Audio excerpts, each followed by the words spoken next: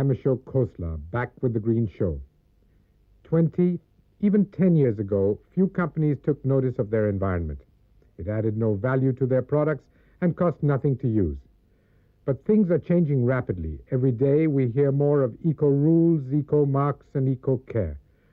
To sell products in today's discerning market, companies increasingly advertise their ecological values. Are these the signs of a new eco-industrial revolution? Perhaps. Yet, surprisingly few business houses have learned to view the environment as the opportunity it really is, for new business ventures and for new sources of profit.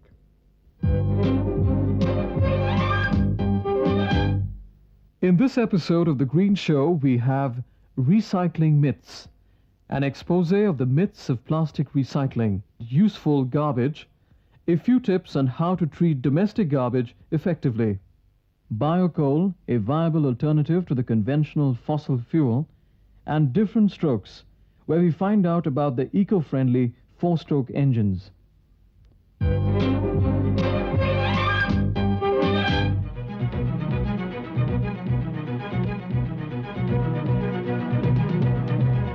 New knowledge creates new fashions, even in science. When plastics were invented, they were promoted as the miracle material capable of unlimited uses in industry and in the home. Then we realized that they use scarce fossil resources which are running out, and worse, they do not biodegrade when discarded. Now, new processes have been developed to recycle plastics. Will these technical advances give a new lease of life to plastic materials? How safe is recycling, and how much of the plastic we use will actually flow back into industry? Let us take a closer look at the whole issue of recycling plastics. This is the age of plastics. Everywhere, plastics are in use in some form or the other. It has literally invaded all the areas of our lives. And the search is constantly on for newer uses, while traditional materials are gradually replaced by plastics. There is no denying the specific benefits of plastics. It has replaced some scarce materials like wood and paper, and its low cost has brought many a good within the purchasing power of the masses. At the same time, however, it has accelerated the pace of consumerism and hastened the advent of disposable lifestyle. The whole problem of plastic use arises from the fact that it is not biodegradable. As a result, the disposal of plastic wastes is a major problem. Recycling has been preferred as a solution. In fact, the non-biodegradability and the resulting possibilities of recycling is advanced as a positive spin-off from the use of plastics. Recycling is said to be advantageous insofar as it saves on energy and resource use. Plastic became very unpopular in the US, and we all have, I think, read about how the US public realized that it does not biodegrade and it's going to be there forever, and they wanted to get back to glass and paper. And so there was perceptible dwindling in demand for plastic, and the industry in America got very concerned, and they started this multi-million-dollar campaign, purely an image-building exercise to convince the public that plastic is recyclable. This is where the recyclability myth of plastic started, which is nothing more than a myth.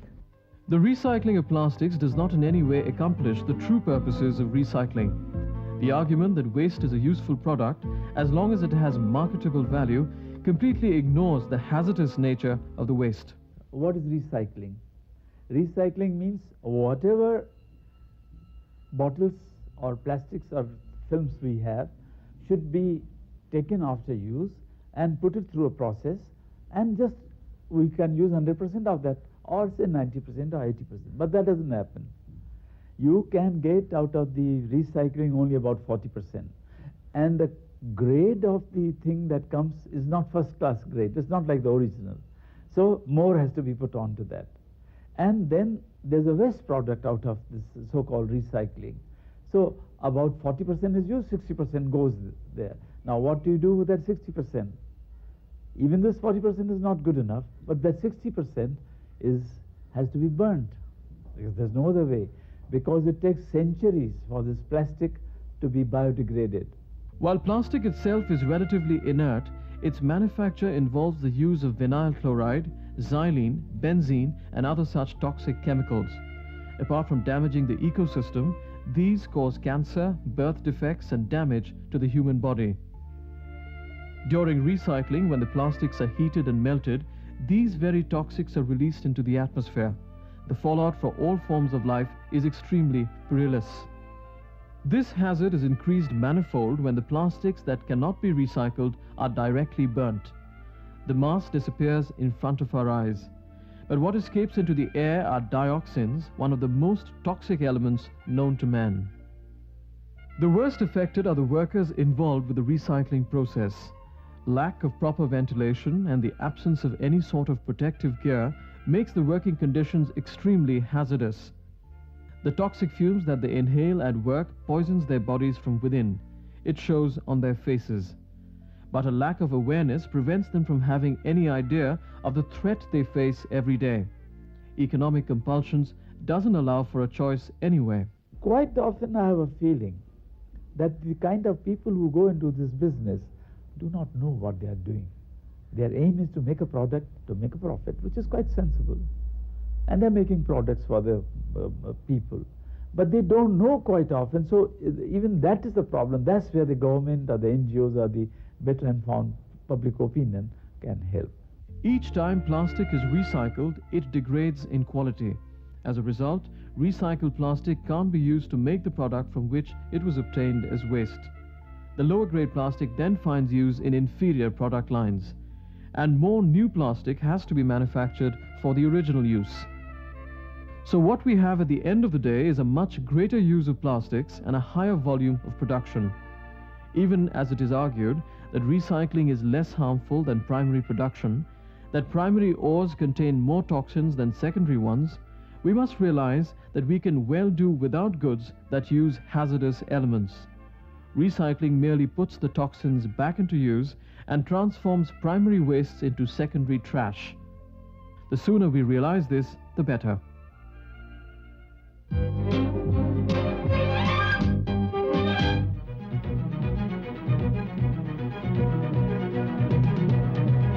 We hear a great deal these days about industrial wastes, but not much on domestic wastes. I suppose this is because we assume that the municipal authorities will take care of our city's garbage and sanitation problems. But you don't have to go to Surat to see large quantities of waste accumulating at street corners and in residential areas, creating an eyesore and horrible health hazards. What can we as citizens do? Srishti, a non-governmental organization based in Delhi, is mobilizing citizen action and demonstrating that together we can work for a better environment. Here is how. Street corners overflowing with garbage. Animals rummaging through it for something to eat. Faced with sights like these, we usually look the other way or change our route. What we probably choose to ignore is that most of the refuse lying around the city is generated by us. We feel our job is done when we put our domestic garbage outside our gates for the local sweeper to collect. We are rest assured that the municipal authorities will take care of it. But the civic authorities are, in most cases, not equipped to handle all the trash we generate. Delhi, for instance, generates 3,880 tons of garbage every day. The municipal corporation, MCD, is able to clear only a mere 2,420 tons. The rest, nearly 40% of it, lies around festering the landscape. Srishti, a non-profit organization working for a cleaner and greener Delhi, is currently trying to implement a project that not only takes care of domestic wastes, but in the process generates something useful out of it. The project involves the recycling of domestic biodegradable wastes into manure. This is done by vermicomposting, a composting process that takes the help of red earthworms. It is an attempt to look at treat the garbage we have in the city, which we have plenty of, as an alternative method of handling garbage. Because now, in a centralized system with the MCD, all the garbage gets collected and goes to a landfill. Srishti as an organization tries to work with people's groups to see if we can change the way we live and the way we treat our environment. From that point of view, garbage is a very essential part of how we are living. And the idea of producing compost is to decentralize the garbage collection and disposal system at a small colony level, or at an individual level, and to see whether we can ourselves handle our own kitchen waste and also get some benefit out of it, which is compost. The composting is done in a pit that is a mere 9 to 12 inches deep. It is lined with coir, and then a layer of cow dung is spread all over. The earthworms are put into this layer of biomanure. The pit is covered with a gunny sack that is watered to keep the whole pit moist. Making the pit in a shaded area helps the whole process.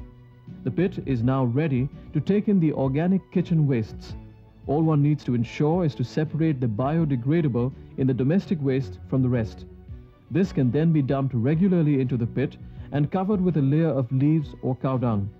In 6 weeks, the earthworms convert the garbage into first-grade biomanure. Since the composting does not emit any foul smell, one can even set up indoor pits in plastic baskets. Srishti began its efforts at the micro level by trying to convince individual households to take up the project within their own homes. The response it got was positive. I was quite worried about the garbage in the colony, and garbage was a problem whether it was inside the colony or even after it went outside and was lying on the pit on the roads. It was smelling and looking very ugly. And I had read about vermiculture, and I had seen some programs on TV, and it was very fascinating to hear how earthworms could solve a big problem like this. So that's how I got into it. I've just begun a vermicompost pit, and I really do hope because that it would work. And certainly on the human level, I find that my immediate neighbors, after a bit of explanation, are pretty amenable to this kind of an idea. Srishti hopes to gradually widen their focus to colonies and housing societies and convince them to take up this very simple and eco-friendly garbage disposal process. Well, initially it was difficult, although now we get many people phoning us up, and we try to cater to individual colonies and individual needs. And I think one of the biggest problems is convincing people that it's important to be responsible for your garbage. Garbage doesn't end with giving it to your jamadarni, and it's important to take an interest in it, because after all, we know when plague broke out, it was all organic garbage that was the problem. The organization provides all the help required to set up vermicomposting. For a nominal sum, it provides the earthworms. Its members constantly help, monitor and fine-tune individual efforts. We try and work with resident associations, try and identify nodal people, resident associations, and we essentially help them in carrying this project out. So, which means that we use our experience to facilitate by putting this technology into a human system. So we act like a catalyst, and we keep on working with them till the point where we feel that they can take off on their own. So if you want to do your bit in keeping your neighborhood clean, try and set up a vermicomposting pit to recycle your garbage.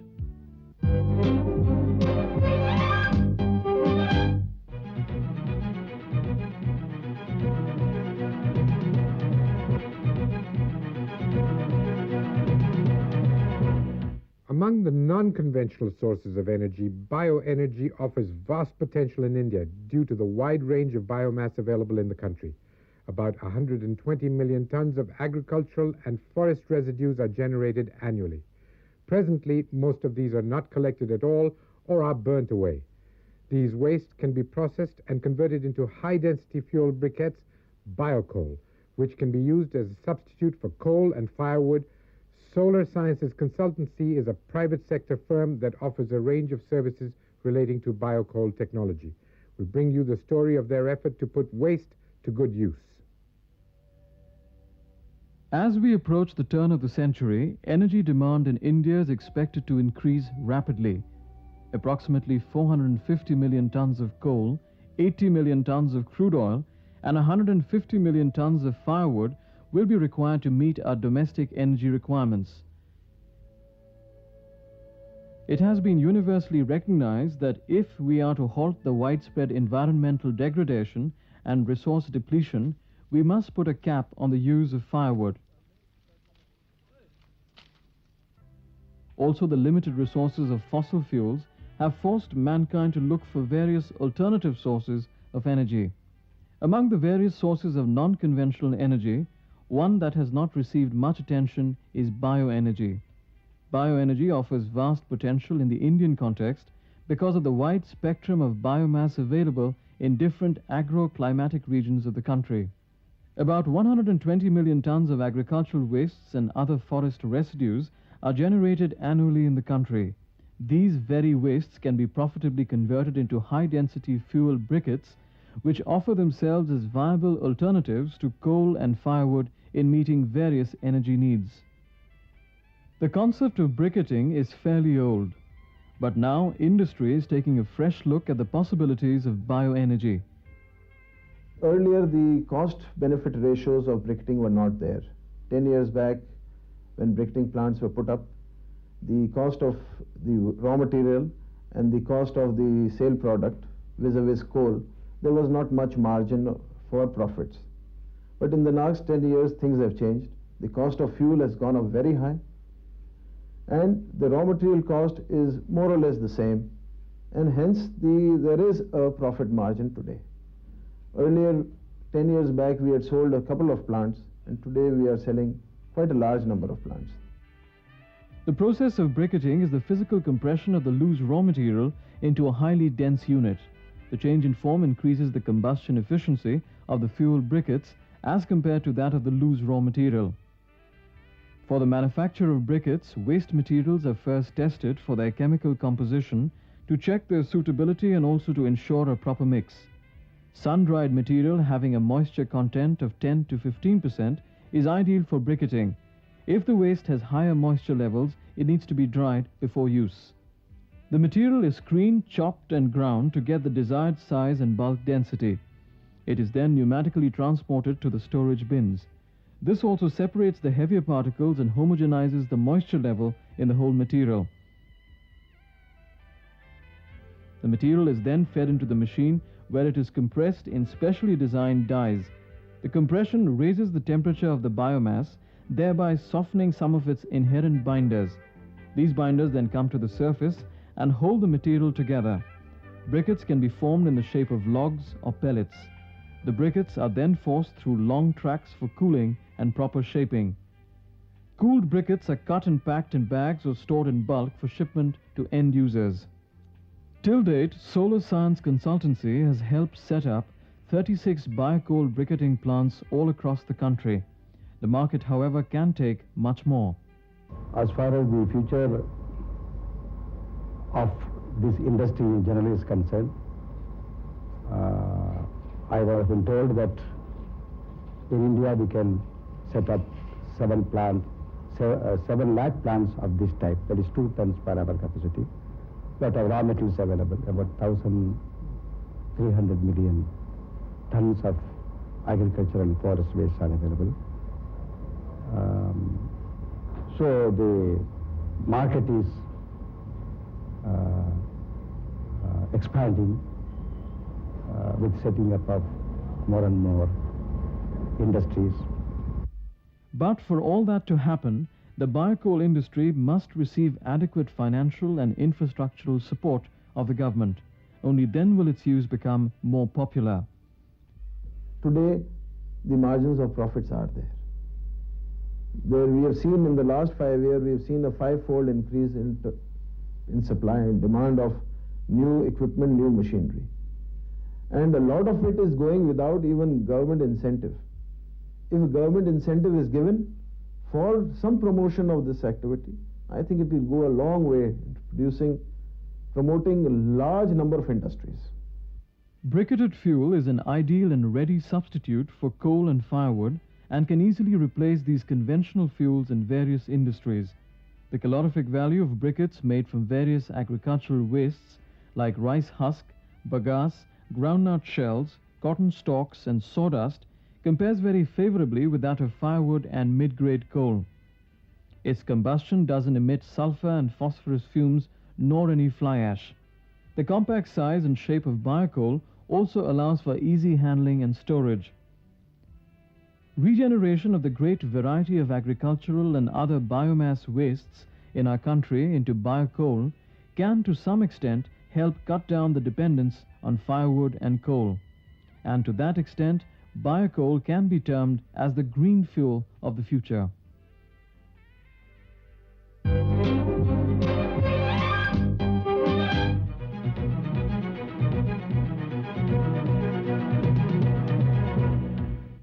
Steps are being taken to control the pollution arising out of the emissions of cars.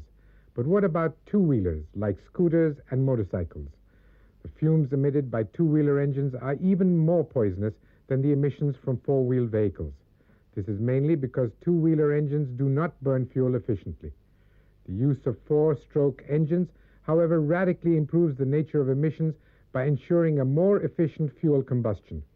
Greater use of the four-stroke technology in two-wheelers and maybe even in three-wheelers can help make the air in our cities and towns a little cleaner. Come with us and see how. The issue of vehicular pollution usually conjures up images of cars, trucks and buses spewing out noxious fumes. The problem of vehicular emissions in Indian cities has indeed reached dangerous levels. Recently, the World Health Organization placed Delhi as the third most polluted city in the world. With the launch of unleaded petrol in the 4 metros, the government claims to have taken a decisive step towards the control of vehicular pollution. However, there is one significant section of vehicles in India which not many seem to be bothered about. The multitude of two-wheelers in this country are in most cases more polluting than their four-wheeled counterparts. And this is mainly because an overwhelming majority of two-wheelers in India are based on the less efficient two-stroke engine. Presently, there are 3 manufacturers of four-stroke engine-based two-wheelers in the country. Hero Honda is one of them, and it produces a range of four-stroke motorcycles from its Dharuhera plant in Haryana. The unit produces 700 vehicles per day, vehicles that are much less polluting than the average two-wheeler on the Indian roads. When we say two-stroke, it means that all operations of the engine are done in 2 cycles. Whereas in a 4-stroke, they are done in 4 cycles. That's why it's called 4-cycle engine. 4th cycle or 4-stroke is the same. The basic 4 operations are the intake, compression, 3rd is combustion or ignition, 4th is exhaust. These 4 operations being done in 2-stroke in 2 cycles means 2 are done together. So in 2-stroke, intake and exhaust are done together. When the fresh air and the petrol mixture is coming in, at the same time the burnt charge is being exhausted. And when this thing happens, the fresh charge mixes with the burnt charge and some fresh charge goes out. Now when the unburnt petrol goes into the exhaust and goes out in the air, unburnt means hydrocarbons and the carbon monoxide. And that is what worries us when we talk of the environment. In case of a 4-stroke, there are valves which they are not in 2-stroke. And with the help of valves and 4 strokes, 4 cycles, this intake and the exhaust are separated. And when they are separated, they are controlled better.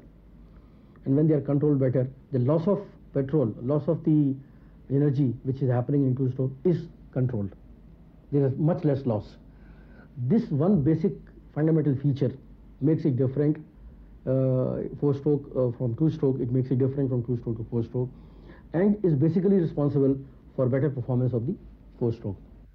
At the heart of the Hero Honda range of vehicles is the combination of the unique camshaft and twin valve system.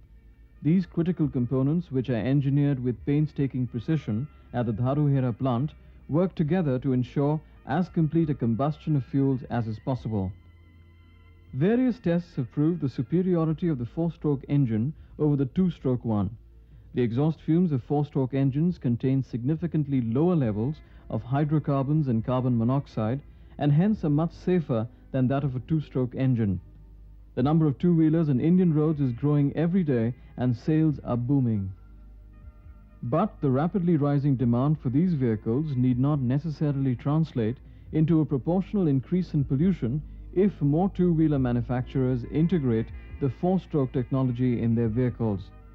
By shifting to four-stroke, two-wheeler manufacturers can contribute to a cleaner and healthier environment. The government, on its part, can help the process by initiating steps that will make the switch to four-stroke technologies easier and more profitable for consumers as well as manufacturers. A well-targeted subsidy could be one of the possible options. Another effort at cleaning up the air in our cities could begin with the gradual introduction of four-stroke engine-powered auto rickshaws. Three-wheelers account for a major share of the vehicular emissions in Indian cities. But this problem can easily be brought under control if these black and yellow machines use the cleaner four-stroke technology. Awareness about the threat of vehicular pollution and the need to control it is on the rise nowadays. But what not many of us realize is that safer options are available. All that is required is a concerted, positive effort on the part of manufacturers and consumers.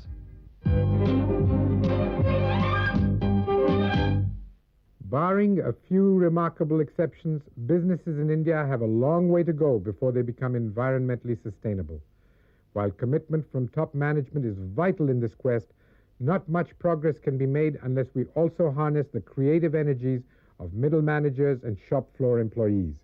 And that is why we at The Green Show would like to share these thoughts and ideas with you in the hope that you will become our partners in taking that one step further towards a green future.